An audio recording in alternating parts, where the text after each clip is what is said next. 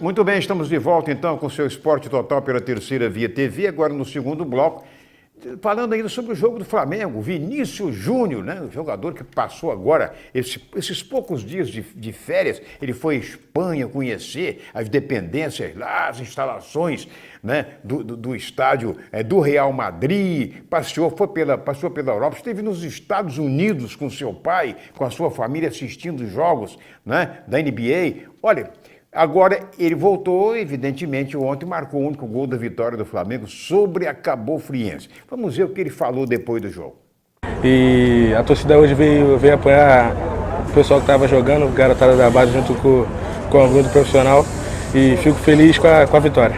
Muito bom estrear no ano com o gol, ainda mais com a vitória. É um jogo muito difícil. Treinamos apenas 2, 3 dias com a bola, a maioria do pessoal que estava no jogo hoje, e conseguimos o mais importante, que era os 3 pontos. Pois é, no grupo C, o Macaé é líder com 4 pontos, seguido do Boa Vista com 3.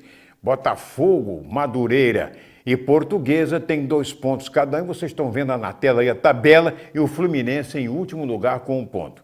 Já no grupo D, Flamengo tem 100% de aproveitamento, 6 pontos. O Bangu com 4 em segundo lugar, depois vem o Vasco da Gama com 3, Volta Redonda, Cabo Friense e Nova Iguaçu, 1 ponto cada um, não é verdade?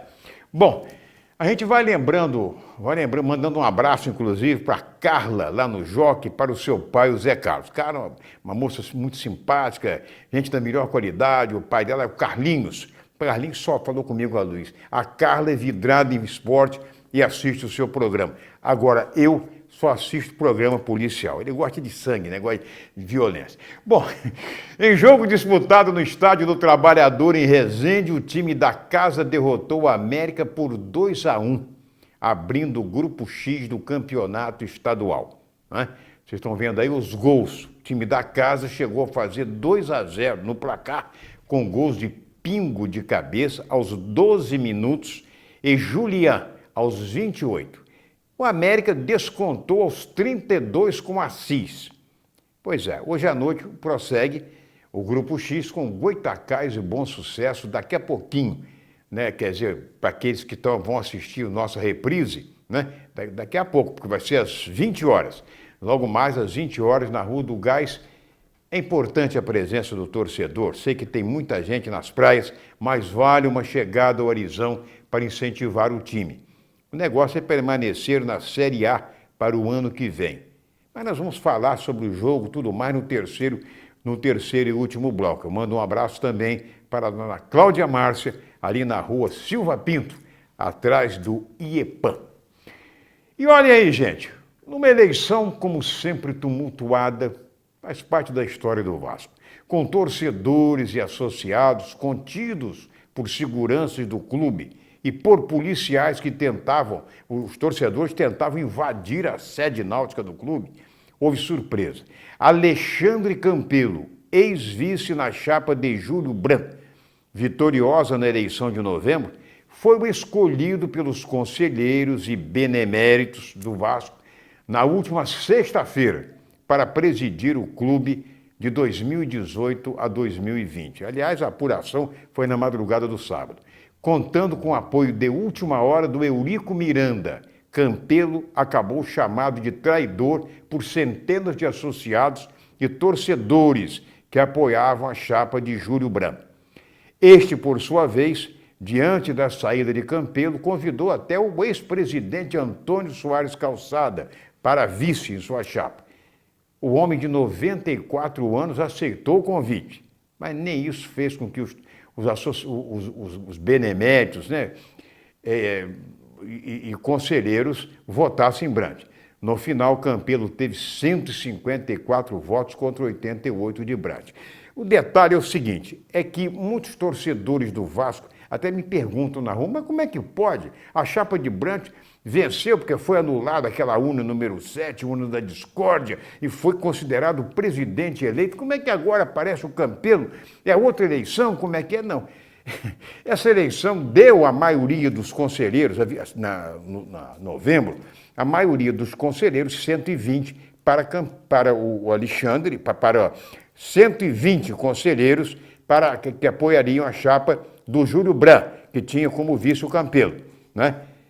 Muito bem, só que o Campelo resolveu ser dissidente, deixou a chapa, não quis mais ser vice-presidente e se lançou presidente diante dos conselheiros, né, que acabou, e isso fez com que 60 votos passasse a ter de Júlio Brandt e 60 votos a do Campelo, que somados aos votos dos conselheiros que apoiavam Eurico, tiveram boa margem de votos a mais do que Felipe Branco. Então, Campelo é o novo presidente do Clube de Regatas Vasco da Gama, pelo período de 2018 até 2020. Mas o novo presidente falou aos sócios e torcedores do clube, ele dizendo, inclusive, que ele vai priorizar pagar as dívidas do clube, colocar os salários dos jogadores em dia e depois, então, procurar unificar, né, os conselheiros,